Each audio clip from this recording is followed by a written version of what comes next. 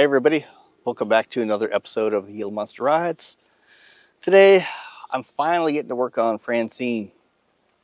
I'm gonna actually try to get as much of this stuff done as I can today, then maybe clean her up a little bit. We are working on as much stuff as I can get to. Actually, I'm gonna try to get everything done this weekend, with the exception of the big bore kit and the cam, because I want to do that at a later date. But I want to, sorry, you can't see it off camera. I've got a little table over here that's got my DNA air filter, the Fuel X Pro Plus, and the Powertronics module.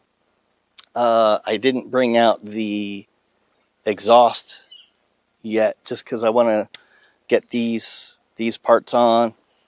I'm going to have to remove the seat and the tank from the bike to get to everything. And if you notice, I flipped my mirrors back up because I was actually tired of looking too far down from the road. I felt like to look at my mirror. This looked cool when they were down here, but I've flipped them back up into the up position, and I actually had to flip them, which one was left, which one was right, to get the right angle. But so that I can get a better view of what's behind me without having to take my attention off of what's in front of me so much. I tried it for a while with them down, and I thought it looked really cool, but I'm more practical than vain. So the mirrors have been flipped back up. Anyway, let's get to work.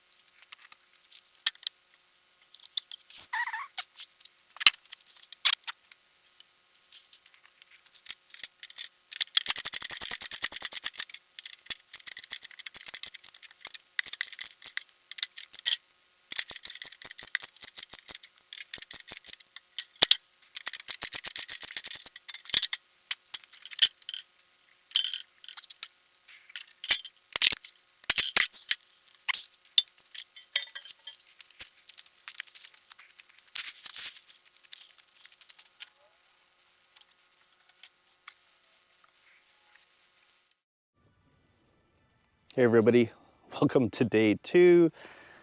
Sorry the camera died yesterday, and with dirty hands I didn't feel like going back and forth to the camera trying to find a battery and all that. This wasn't my GoPro that I was using yesterday. It was my kind of semi-professional digital camera. Like, I don't want to call it 35 millimeter, but you get what I'm saying. Anyway, I kept working yesterday for a little bit. I managed to do a few things. Let's kind of take a look. So first thing, got the Hunter ECU in and all wired up. I still need to do these hose clamps because I wasn't sure if I wanted to, move some things around with doing all this wiring. There's the Powertronics, there's the Fuel X. I've got the Fuel X essentially completely wired up. I only have the negative ground terminal done on the Powertronics, so I still have to do some of the connections there. The only thing on I'm gonna have to really mess with this, these screws here maybe to,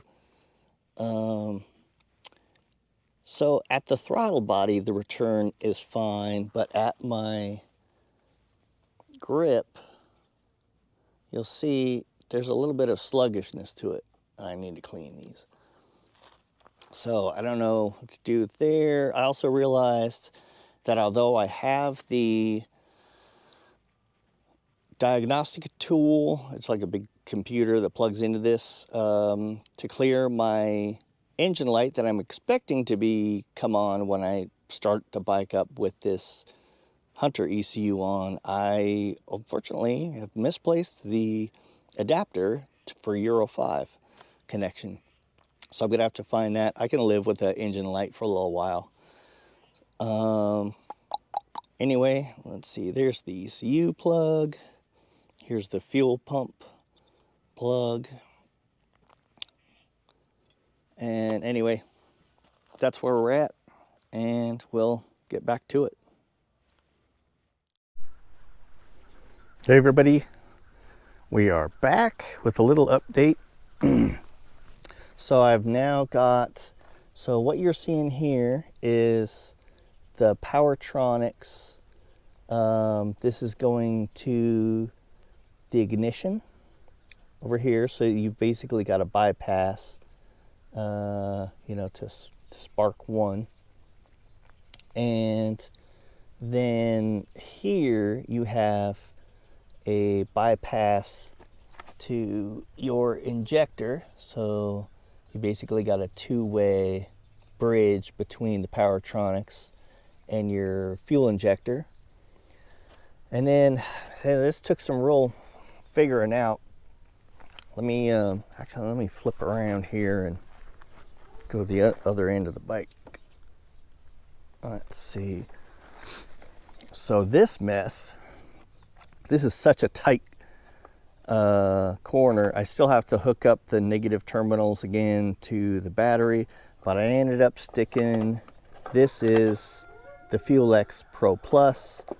I ended up having to lose the toolbox, or excuse me, the toolkit that was right here, because this and the Powertronics wouldn't fit in the oval on the other side, and there's absolutely no room on this side. So toolkit gone, that can go in my saddlebag, and the Fuel X on this side, and then I'm gonna have to route this stuff up above the battery because this is such a tight fit. But there we are.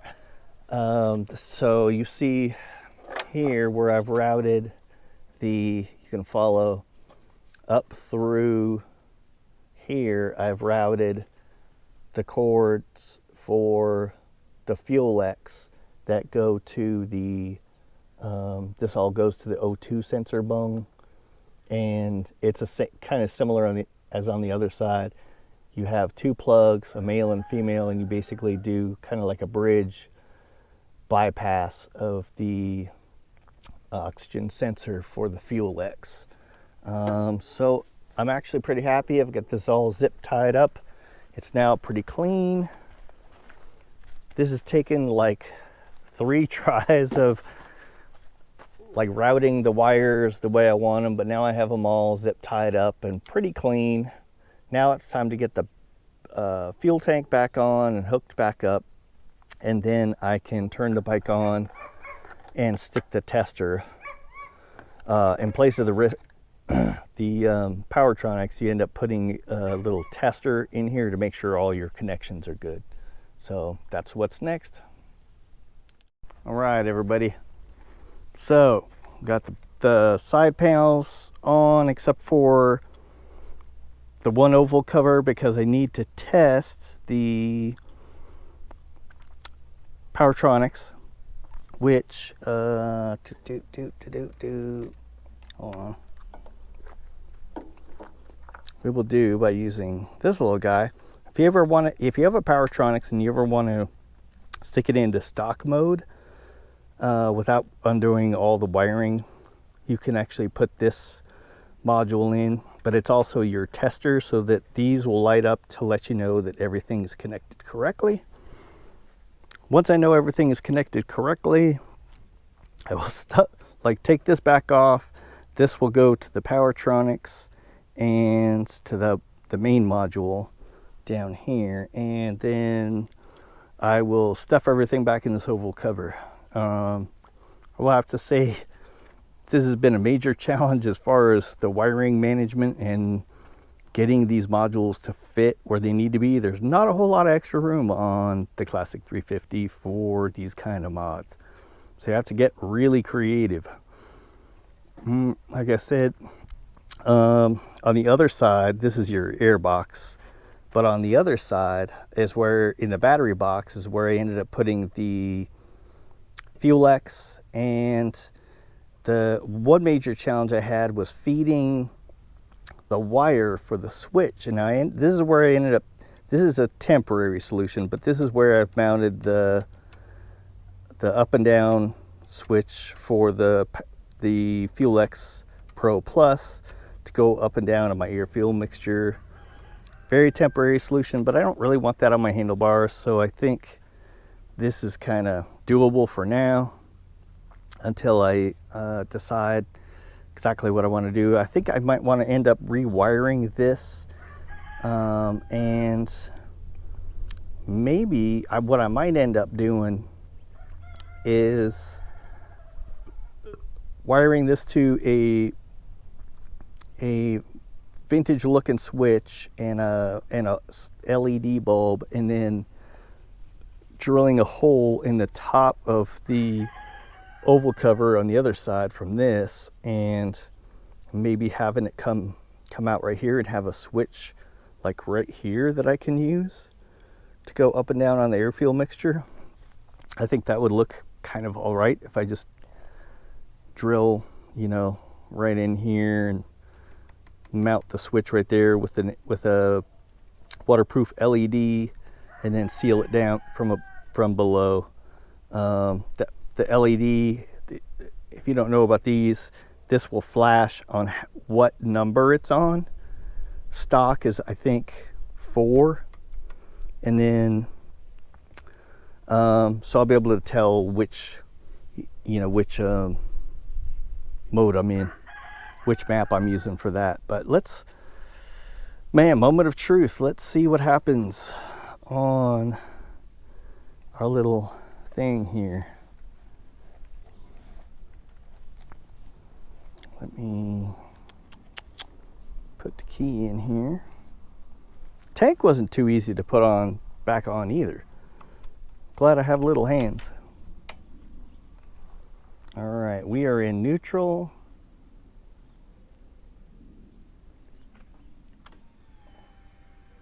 Give it fuel. Let me see. Oh, yeah, I'm gonna have to reset my clock here. But let's give it a go.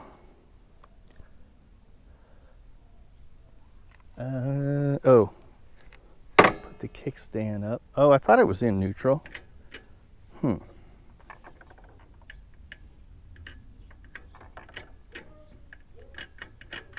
Oh, I forgot I lost my neutral light with the Hunter ECU. Huh.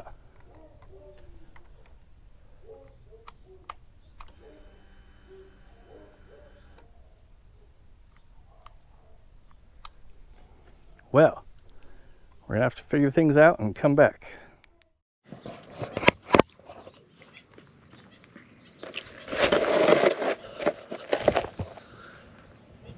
All right, everybody. So I just got back from my Shakedown ride.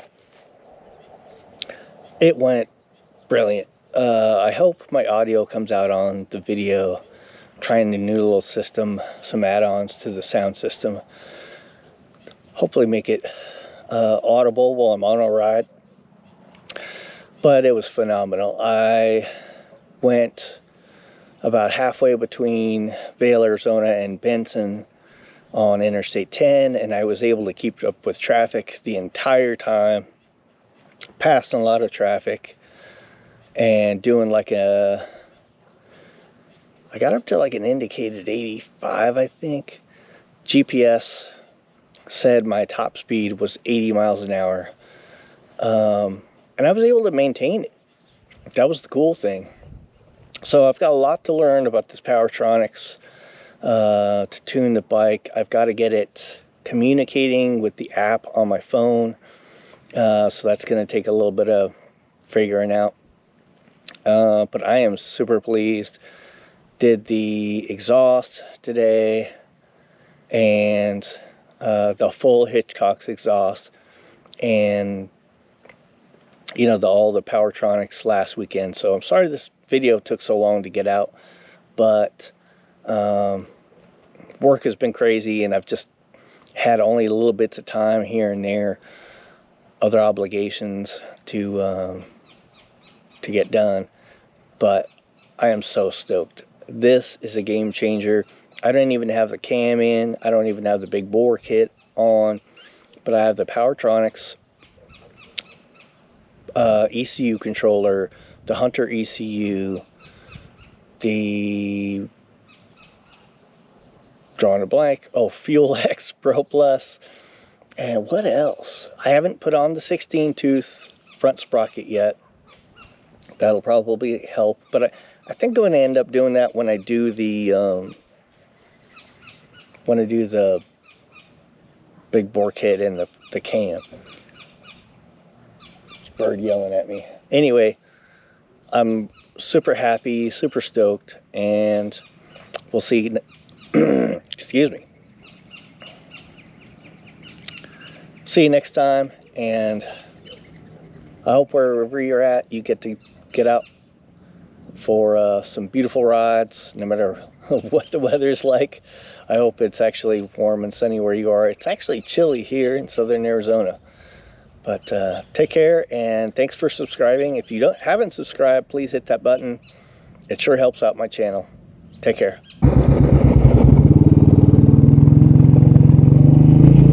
Wish us luck so we don't blow up.